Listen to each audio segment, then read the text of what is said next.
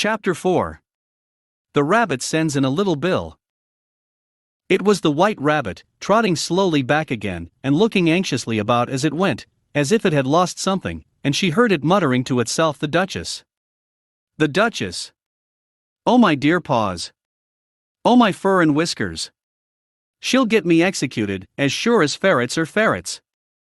Where can I have dropped them, I wonder?" Alice guessed in a moment that it was looking for the fan and the pair of white kid gloves, and she very good-naturedly began hunting about for them, but they were nowhere to be seen. Everything seemed to have changed since her swim in the pool, and the great hall, with the glass table, and the little door, had vanished completely.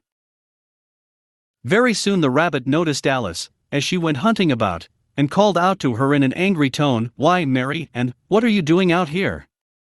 Run home this moment, and fetch me a pair of gloves and a fan. Quick, now!" And Alice was so much frightened that she ran off at once in the direction it pointed to, without trying to explain the mistake it had made. "He took me for his housemaid," she said to herself as she ran. "How surprised he'll be when he finds out who I am. But I'd better take him his fan and gloves, that is, if I can find them." As she said this, she came upon a neat little house, on the door of which was a bright brass plate with the name W. Rabbit engraved upon it. She went in without knocking and hurried upstairs, in great fear lest she should meet the real Mary and be turned out of the house before she had found the fan and gloves. "How queer it seems," Alice said to herself, "to be going messages for a rabbit. I suppose Dinah'll be sending me on messages next." And she began fancying the sort of thing that would happen. "Miss Alice. Come here directly, and get ready for your walk. Coming in a minute, nurse. But I've got to see that the mouse doesn't get out. Only I don't think," Alice went on, "that they'd let Dinah stop in the house if it began ordering people about like that." By this time she had found her way into a tidy little room with a table in the window, and on it, as she had hoped, a fan and 2 or 3 pairs of tiny white kid gloves. She took up the fan and a pair of the gloves, and was just going to leave the room when her eye fell upon a little bottle that stood near the looking-glass. There was no label this time with the words "Drink Me," but nevertheless she uncorked it and put it to her lips. "I know something interesting is sure to happen," she said to herself, "whenever I eat or drink anything, so I'll just see what this bottle does. I do hope it'll make me grow large again, for really I'm quite tired of being such a tiny little thing." It did so indeed, and much sooner than she had expected. Before she had drunk half the bottle, she found her head pressing against the ceiling, and had to stoop to save her neck from being broken. She hastily put down the bottle, saying to herself, "That's quite enough. I hope I shan't grow any more as it is. I can't get out at the door. I do wish I hadn't drunk quite so much." Alas! It was too late to wish that. She went on growing, and very soon had to kneel down on the floor. In another minute there was not even room for this, and she tried the effect of lying down with one elbow against the door, and the other arm curled round her head. Still she went on growing, and, as a last resource, she put one arm out of the window, and one foot up the chimney, and said to herself, "Now I can do no more, whatever happens. What will become of me?" Luckily for Alice, the little magic bottle had now had its full effect, and she grew no larger. Still it was very uncomfortable, and, as there seemed to be no sort of chance of her ever getting out of the room again, no wonder she felt unhappy. It was much pleasanter at home, thought poor Alice, when one wasn't always growing larger and smaller, and being ordered about by mice and rabbits. "I almost wish I hadn't gone down that rabbit hole, and yet it's rather curious, you know, this sort of life. I do wonder what can have happened to me. When I used to read fairy tales, I fancied that kind of thing never happened, and now here I am in the middle of one. There ought to be a book written about me, that there ought. And when I grow up, I'll write one, but I'm grown up now," she added in a sorrowful tone. "At least there's no room to grow up any more here." "But then," thought Alice, "shall I never get any older than I am now? That'll be a comfort, one way never to be an old woman, but then always to have lessons to learn. Oh, I shouldn't like that." "Oh, you foolish Alice," she answered herself. "How can you learn lessons in here? Why, there's hardly room for you, and no room at all for any lesson books." And so she went on, taking first one side and then the other, and making quite a conversation of it altogether, but after a few minutes she heard a voice outside, and stopped to listen. "Marianne! Marianne," said the voice. "Fetch me my gloves this moment." Then came a little pattering of feet on the stairs. Alice knew it was the rabbit coming to look for her, and she trembled till she shook the house, quite forgetting that she was now about 1,000 times as large as the rabbit, and had no reason to be afraid of it. Presently the rabbit came up to the door, and tried to open it, but as the door opened inwards, and Alice's elbow was pressed hard against it, that attempt proved a failure. Alice heard it say to itself, "Then I'll go round and get in at the window."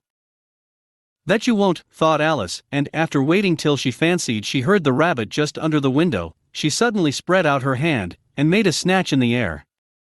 She did not get hold of anything, but she heard a little shriek and a fall, and a crash of broken glass, from which she concluded that it was just possible it had fallen into a cucumber frame, or something of the sort. Next came an angry voice, the rabbit's "Pat! Pat! Where are you?"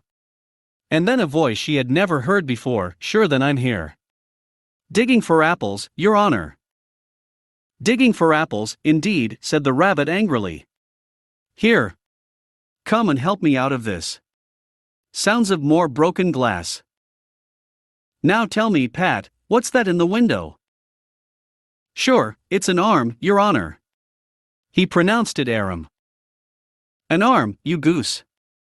Whoever saw one that size? Why, it fills the whole window." "Sure, it does, your honor, but it's an arm for all that." "Well, it's got no business there, at any rate, go and take it away." There was a long silence after this, and Alice could only hear whispers now and then, such as, "Sure, I don't like it, your honor, at all, at all. Do as I tell you, you coward," and at last she spread out her hand again, and made another snatch in the air. This time there were 2 little shrieks, and more sounds of broken glass. "What a number of cucumber frames there must be," thought Alice. "I wonder what they'll do next. As for pulling me out of the window, I only wish they could. I'm sure I don't want to stay in here any longer." She waited for some time without hearing anything more. At last came a rumbling of little cartwheels, and the sound of a good many voices all talking together. She made out the words, "Where's the other ladder? Why, I hadn't to bring but one. Bill's got the other bill. Fetch it here, lad, here, put 'em up at this corner, no, tie 'em together first, they don't reach half high enough yet, oh. They'll do well enough. Don't be particular here, Bill. Catch hold of this rope, will the roof bear? Mind that loose slate, oh, it's coming down. Heads below." A loud crash. "Now, who did that?" "It was Bill, I fancy. Who's to go down the chimney?" "Nay, I shan't." "You do it." "That I won't, then, Bill's to go down here." "Bill, the master says you're to go down the chimney." "Oh. So Bill's got to come down the chimney, has he?" said Alice to herself. "Shy, they seem to put everything upon Bill. I wouldn't be in Bill's place for a good deal. This fireplace is narrow, to be sure, but I think I can kick a little." She drew her foot as far down the chimney as she could, and waited till she heard a little animal, she couldn't guess of what sort it was, scratching and scrambling about in the chimney close above her. Then, saying to herself, "This is Bill," she gave one sharp kick, and waited to see what would happen next. The first thing she heard was a general chorus of "There goes Bill," then the rabbit's voice along, "Catch him, you by the hedge," then silence, and then another confusion of voices, "Hold up his head, Brandy, now don't choke him. How was it, old fellow? What happened to you? Tell us all about it." Last came a little feeble, squeaking voice. "That's Bill," thought Alice. "Well, I hardly know no more, thank ye. I'm better now, but I'm a deal too flustered to tell you. All I know is, something comes at me like a jack-in-the-box, and up I goes like a skyrocket." "So you did, old fellow," said the others. "We must burn the house down," said the rabbit's voice, and Alice called out as loud as she could, "If you do, I'll set Dinah at you." There was a dead silence instantly, and Alice thought to herself, "I wonder what they will do next. If they had any sense, they'd take the roof off." After a minute or two, they began moving about again, and Alice heard the rabbit say, "A barrowful will do, to begin with." A barrowful of what, thought Alice, but she had not long to doubt, for the next moment a shower of little pebbles came rattling in at the window, and some of them hit her in the face. "I'll put a stop to this," she said to herself, and shouted out, you'd better not do that again," which produced another dead silence. Alice noticed with some surprise that the pebbles were all turning into little cakes as they lay on the floor, and a bright idea came into her head. "If I eat one of these cakes," she thought, "it's sure to make some change in my size, and as it can't possibly make me larger, it must make me smaller, I suppose." So she swallowed one of the cakes, and was delighted to find that she began shrinking directly. As soon as she was small enough to get through the door, she ran out of the house, and found quite a crowd of little animals and birds waiting outside. The poor little lizard, Bill, was in the middle, being held up by 2 guinea pigs, who were giving it something out of a bottle. They all made a rush at Alice the moment she appeared, but she ran off as hard as she could and soon found herself safe in a thick wood. "The first thing I've got to do," said Alice to herself, as she wandered about in the wood, "is to grow to my right size again, and the second thing is to find my way into that lovely garden. I think that will be the best plan." It sounded an excellent plan, no doubt, and very neatly and simply arranged. The only difficulty was that she had not the smallest idea how to set about it, and while she was peering about anxiously among the trees, a little sharp bark just over her head made her look up in a great hurry. An enormous puppy was looking down at her with large round eyes, and feebly stretching out one paw, trying to touch her.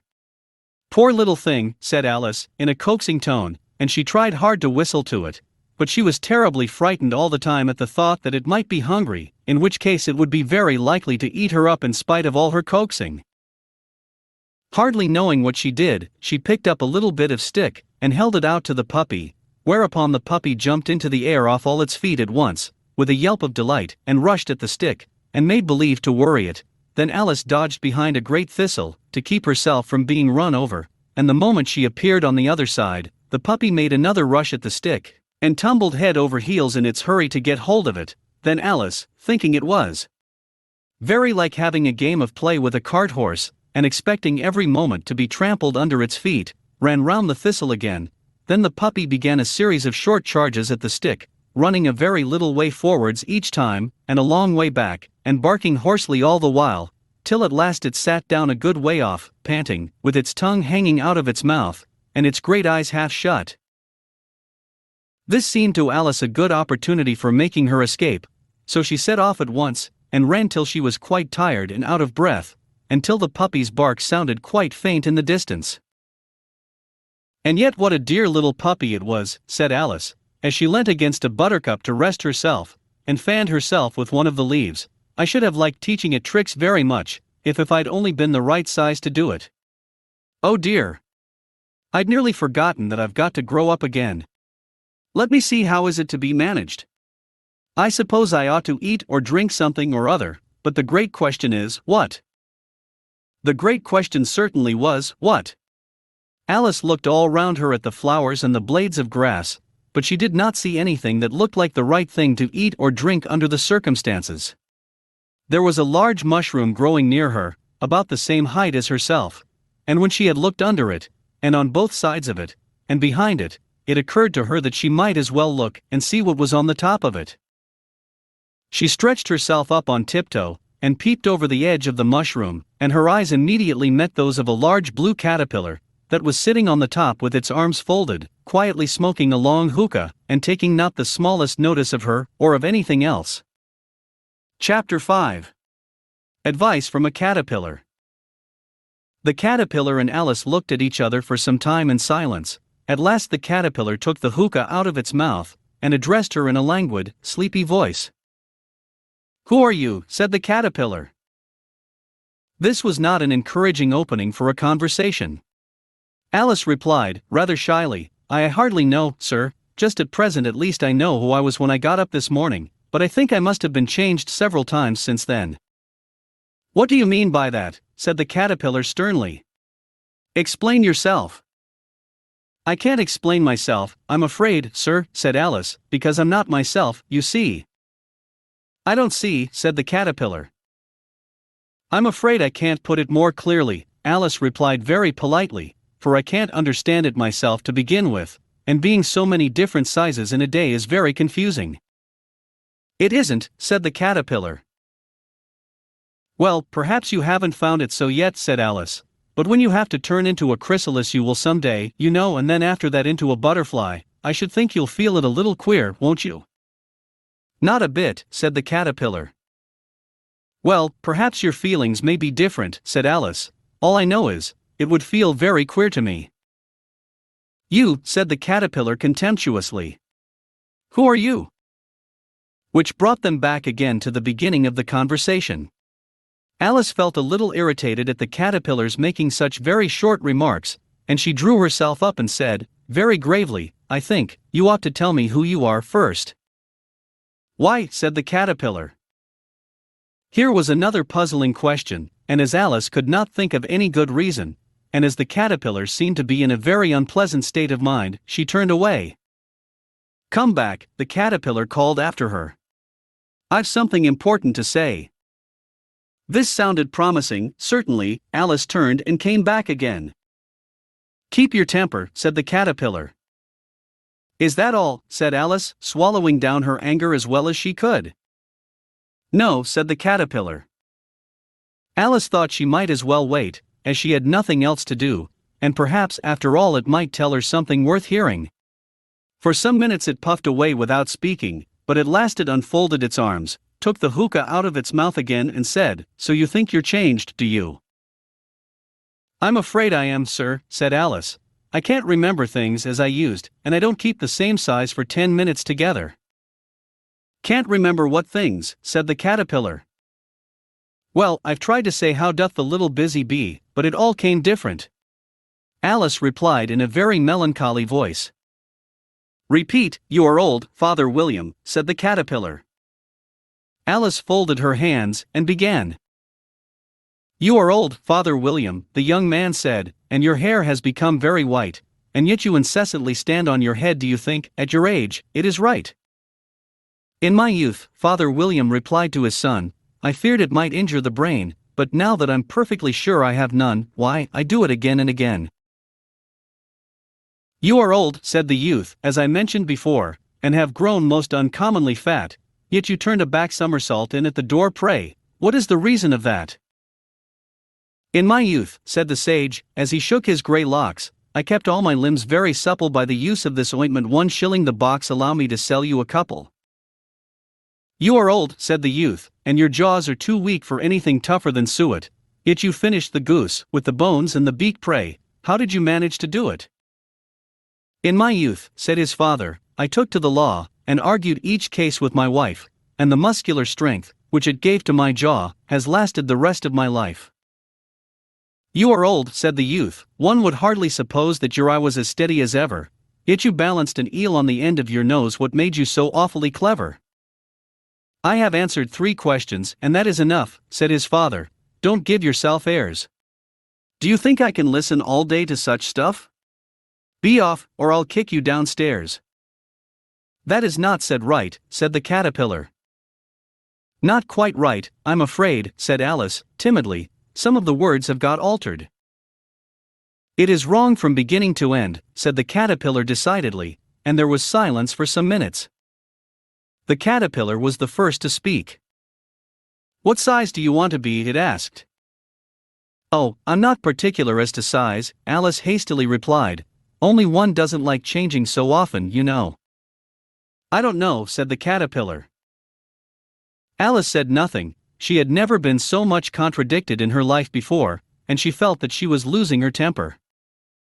"Are you content now?" said the caterpillar. "Well, I should like to be a little larger, sir, if you wouldn't mind," said Alice. 3 inches is such a wretched height to be." "It is a very good height indeed," said the caterpillar angrily, rearing itself upright as it spoke. "It was exactly 3 inches high." "But I'm not used to it," pleaded poor Alice in a piteous tone. And she thought of herself, "I wish the creatures wouldn't be so easily offended." "You'll get used to it in time," said the caterpillar, and it put the hookah into its mouth and began smoking again. This time Alice waited patiently until it chose to speak again. In a minute or two the caterpillar took the hookah out of its mouth and yawned once or twice, and shook itself. Then it got down off the mushroom and crawled away in the grass, merely remarking as it went, "One side will make you grow taller, and the other side will make you grow shorter." One side of what? The other side of what? Thought Alice to herself. Of the mushroom, said the caterpillar, just as if she had asked it aloud, and in another moment it was out of sight. Alice remained looking thoughtfully at the mushroom for a minute, trying to make out which were the two sides of it, and as it was perfectly round, she found this a very difficult question. However, at last she stretched her arms round it as far as they would go, and broke off a bit of the edge with each hand.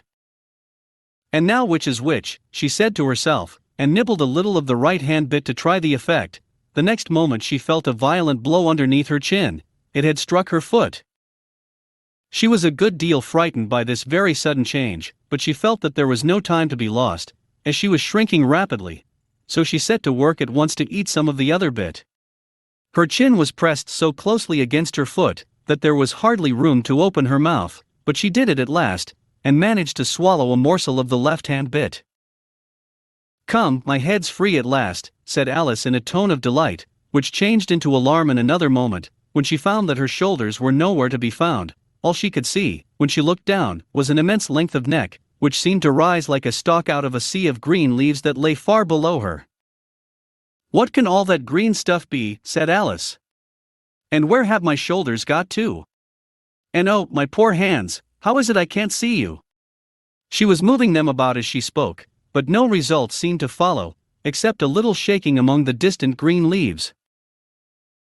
As there seemed to be no chance of getting her hands up to her head, she tried to get her head down to them, and was delighted to find that her neck would bend about easily in any direction, like a serpent. She had just succeeded in curving it down into a graceful zigzag, and was going to dive in among the leaves, which she found to be nothing but the tops of the trees under which she had been wandering, when a sharp hiss made her draw back in a hurry. A large pigeon had flown into her face, and was beating her violently with its wings. "Serpent!" screamed the pigeon. "I'm not a serpent," said Alice indignantly. "Let me alone." "Serpent, I say again," repeated the pigeon, but in a more subdued tone, and added with a kind of sob, "I've tried every way, and nothing seems to suit them." "I haven't the least idea what you're talking about," said Alice. "I've tried the roots of trees, and I've tried banks, and I've tried hedges," the pigeon went on, without attending to her, "but those serpents, there's no pleasing them." Alice was more and more puzzled, but she thought there was no use in saying anything more till the pigeon had finished. "As if it wasn't trouble enough hatching the eggs," said the pigeon, "but I must be on the lookout for serpents night and day. Why, I haven't had a wink of sleep these 3 weeks." "I'm very sorry you've been annoyed," said Alice, who was beginning to see its meaning. "And just as I'd taken the highest tree in the wood," continued the pigeon, raising its voice to a shriek, "and just as I was thinking I should be free of them at last, they must needs come wriggling down from the sky.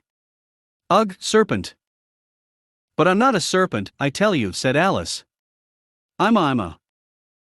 "Well, what are you?" said the pigeon. "I can see you're trying to invent something." "I am a little girl," said Alice, rather doubtfully, as she remembered the number of changes she had gone through that day. "A likely story indeed," said the pigeon in a tone of the deepest contempt. "I've seen a good many little girls in my time, but never one with such a neck as that. No, no. You're a serpent, and there's no use denying it. I suppose you'll be telling me next that you never tasted an egg." "I have tasted eggs, certainly," said Alice, who was a very truthful child, "but little girls eat eggs quite as much as serpents do, you know." "I don't believe it," said the pigeon, "but if they do, why then they're a kind of serpent, that's all I can say." This was such a new idea to Alice, that she was quite silent for a minute or two, which gave the pigeon the opportunity of adding, "You're looking for eggs, I know that well enough, and what does it matter to me whether you're a little girl or a serpent?" "It matters a good deal to me," said Alice hastily, "but I'm not looking for eggs, as it happens, and if I was, I shouldn't want yours, I don't like them raw." "Well, be off, then," said the pigeon in a sulky tone, as it settled down again into its nest. Alice crouched down among the trees as well as she could, for her neck kept getting entangled among the branches, and every now and then she had to stop and untwist it. After a while she remembered that she still held the pieces of mushroom in her hands, and she set to work very carefully, nibbling first at one and then at the other, and growing sometimes taller and sometimes shorter, until she had succeeded in bringing herself down to her usual height. It was so long since she had been anything near the right size, that it felt quite strange at first, but she got used to it in a few minutes, and began talking to herself as usual. Come, there's half my plan done now. How puzzling all these changes are. I'm never sure what I'm going to be, from one minute to another. However, I've got back to my right size. The next thing is, to get into that beautiful garden. How is that to be done, I wonder? As she said this, she came suddenly upon an open place, with a little house in it about 4 feet high. Whoever lives there, thought Alice, it'll never do to come upon them this size. Why, I should frighten them out of their wits. So she began nibbling at the right-hand bit again, and did not venture to go near the house till she had brought herself down to 9 inches high. Chapter 6. Pig and Pepper. For a minute or two she stood looking at the house, and wondering what to do next, when suddenly a footman in livery came running out of the wood. She considered him to be a footman because he was in livery. Otherwise, judging by his face only, she would have called him a fish, and rapped loudly at the door with his knuckles. It was opened by another footman in livery, with a round face, and large eyes like a frog, and both footmen, Alice noticed, had powdered hair that curled all over their heads. She felt very curious to know what it was all about, and crept a little way out of the wood to listen. The fish footman began by producing from under his arm a great letter, nearly as large as himself, and this he handed over to the other, saying, in a solemn tone, for the Duchess. An invitation from the Queen to play croquet. The frog footman repeated, in the same solemn tone, only changing the order of the words a little, from the Queen. An invitation for the Duchess to play croquet. Then they both bowed low, and their curls got entangled together. Alice laughed so much at this, that she had to run back into the wood for fear of their hearing her, and when she next peeped out the fish footman was gone, and the other was sitting on the ground near the door, staring stupidly up into the sky. Alice went timidly up to the door, and knocked. "There's no sort of use in knocking," said the footman, "and that for 2 reasons. First, because I'm on the same side of the door as you are. Secondly, because they're making such a noise inside, no one could possibly hear you." And certainly there was a most extraordinary noise going on within, a constant howling and sneezing, and every now and then a great crash, as if a dish or kettle had been broken to pieces. "Please, then," said Alice, "how am I to get in?" "There might be some sense in your knocking," the footman went on without attending to her, "if we had the door between us. For instance, if you were inside, you might knock, and I could let you out, you know." He was looking up into the sky all the time he was speaking, and this Alice thought decidedly uncivil. But perhaps he can't help it, she said to herself, his eyes are so very nearly at the top of his head. But at any rate he might answer questions. "How am I to get in?" she repeated aloud. "I shall sit here," the footman remarked, "till tomorrow." At this moment the door of the house opened, and a large plate came skimming out, straight at the footman's head. It just grazed his nose, and broke to pieces against one of the trees behind him. "Or next day, maybe," the footman continued in the same tone, exactly as if nothing had happened.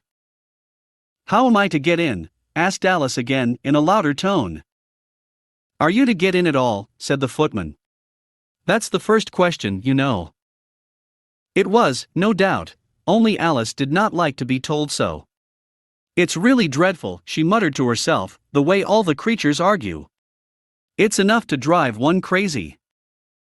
The footman seemed to think this a good opportunity for repeating his remark, with variations. "I shall sit here," he said, "on and off, for days and days." "But what am I to do?" said Alice. "Anything you like," said the footman, and began whistling. "Oh, there's no use in talking to him," said Alice desperately, "he's perfectly idiotic." And she opened the door and went in. The door led right into a large kitchen, which was full of smoke from one end to the other. The Duchess was sitting on a 3-legged stool in the middle, nursing a baby. The cook was leaning over the fire, stirring a large cauldron which seemed to be full of soup. "There's certainly too much pepper in that soup," Alice said to herself, as well as she could for sneezing. There was certainly too much of it in the air. Even the Duchess sneezed occasionally, and as for the baby, it was sneezing and howling alternately without a moment's pause. The only things in the kitchen that did not sneeze were the cook and a large cat which was sitting on the hearth and grinning from ear to ear. "Please would you tell me," said Alice, a little timidly, for she was not quite sure whether it was good manners for her to speak first, "why your cat grins like that?" "It's a Cheshire cat," said the Duchess, "and that's why." "Pig." She said the last word with such sudden violence that Alice quite jumped, but she saw in another moment that it was addressed to the baby, and not to her, so she took courage, and went on again. "I didn't know that Cheshire cats always grinned. In fact, I didn't know that cats could grin." "They all can," said the Duchess, "and most of 'em do." "I don't know of any that do," Alice said very politely, feeling quite pleased to have got into a conversation. "You don't know much," said the Duchess, "and that's a fact." Alice did not at all like the tone of this remark, and thought it would be as well to introduce some other subject of conversation. While she was trying to fix on one, the cook took the cauldron of soup off the fire, and at once set to work throwing everything within her reach at the Duchess and the baby. The fire irons came first, then followed a shower of saucepans, plates, and dishes. The Duchess took no notice of them even when they hit her, and the baby was howling so much already that it was quite impossible to say whether the blows hurt it or not. "Oh, please mind what you're doing," cried Alice, jumping up and down in an agony of terror. "Oh, there goes his precious nose," as an unusually large saucepan flew close by it, and very nearly carried it off. "If everybody minded their own business," the Duchess said in a hoarse growl, "the world would go round a deal faster than it does." "Which would not be an advantage," said Alice, who felt very glad to get an opportunity of showing off a little of her knowledge. "Just think of what work it would make with the day and night. You see, the Earth takes 24 hours to turn round on its axis." "Talking of axes," said the Duchess, "chop off her head." Alice glanced rather anxiously at the cook, to see if she meant to take the hint, but the cook was busily stirring the soup, and seemed not to be listening, so she went on again, 24 hours, I think, or is it 12? "Oh, don't bother me," said the Duchess, "I never could abide figures." And with it she began nursing her child again, singing a sort of lullaby to it as she did so, and giving it a violent shake at the end of every line. "Speak roughly to your little boy, and beat him when he sneezes, he only does it to annoy, because he knows it teases." Chorus. In which the cook and the baby joined. Wow! Wow! Wow! While the Duchess sang the second verse of the song, she kept tossing the baby violently up and down, and the poor little thing howled so that Alice could hardly hear the words. "I speak severely to my boy, I beat him when he sneezes, for he can thoroughly enjoy the pepper when he pleases." Chorus. Wow! Wow! Wow! "Here. You may nurse it a bit, if you like," the Duchess said to Alice, flinging the baby at her as she spoke. "I must go and get ready to play croquet with the Queen," and she hurried out of the room. The cook threw a frying pan after her as she went out, but it just missed her. Alice caught the baby with some difficulty, as it was a queer-shaped little creature, and held out its arms and legs in all directions, just like a starfish, thought Alice.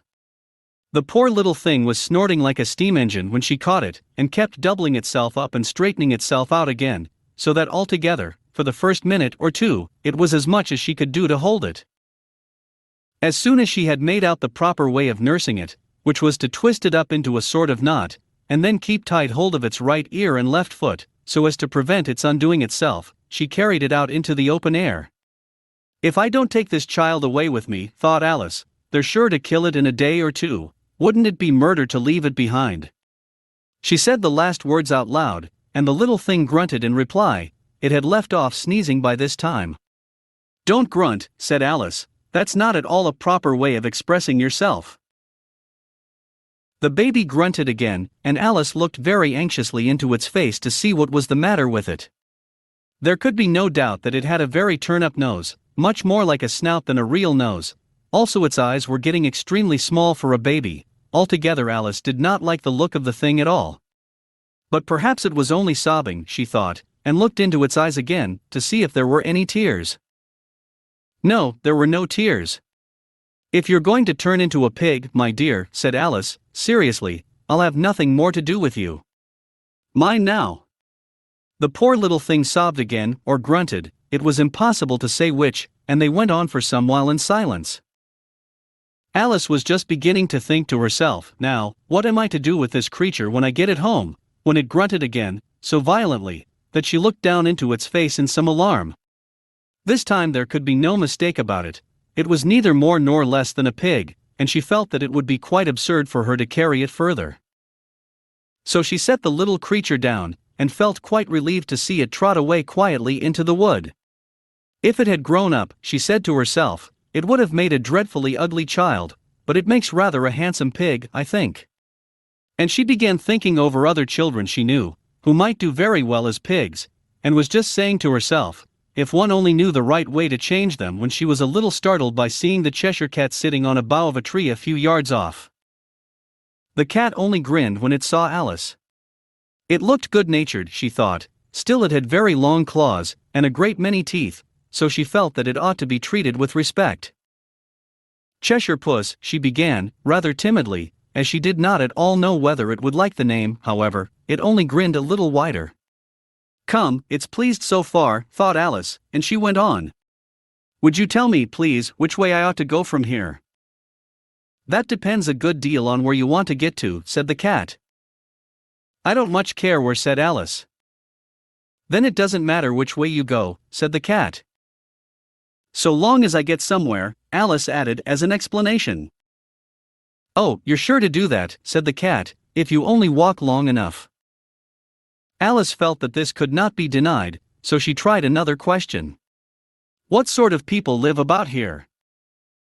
"In that direction," the cat said, waving its right paw round, "lives a hatter, and in that direction, waving the other paw, lives a March hare. Visit either you like, they're both mad." "But I don't want to go among mad people," Alice remarked. "Oh, you can't help that," said the cat, "we're all mad here." "I'm mad." "You're mad." "How do you know I'm mad?" said Alice. "You must be," said the cat, "or you wouldn't have come here." Alice didn't think that proved it at all. However, she went on, "And how do you know that you're mad?" "To begin with," said the cat, "a dog's not mad." "You grant that?" "I suppose so," said Alice. "Well then," the cat went on, "you see, a dog growls when it's angry, and wags its tail when it's pleased. Now I growl when I'm pleased and wag my tail when I'm angry. Therefore I'm mad." "I call it purring, not growling," said Alice. "Call it what you like," said the cat. "Do you play croquet with the Queen today?" "I should like it very much," said Alice, "but I haven't been invited yet." "You'll see me there," said the cat, and vanished. Alice was not much surprised at this, she was getting so used to queer things happening. While she was looking at the place where it had been, it suddenly appeared again. "By the by, what became of the baby?" said the cat. "I'd nearly forgotten to ask."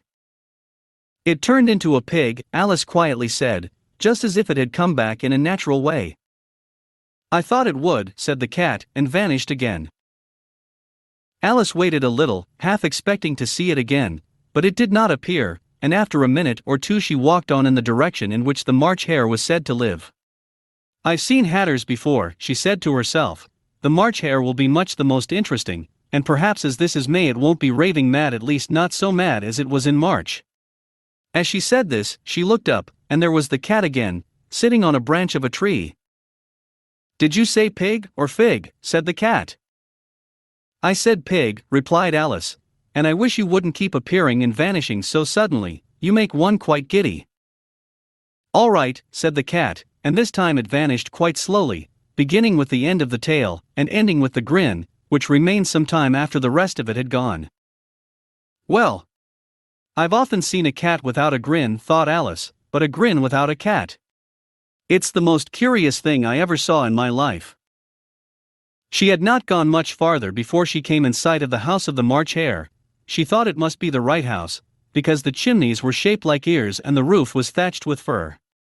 It was so large a house that she did not like to go nearer till she had nibbled some more of the left-hand bit of mushroom and raised herself to about 2 feet high. Even then she walked up towards it rather timidly, saying to herself, suppose it should be raving mad after all. I almost wish I'd gone to see the Hatter instead.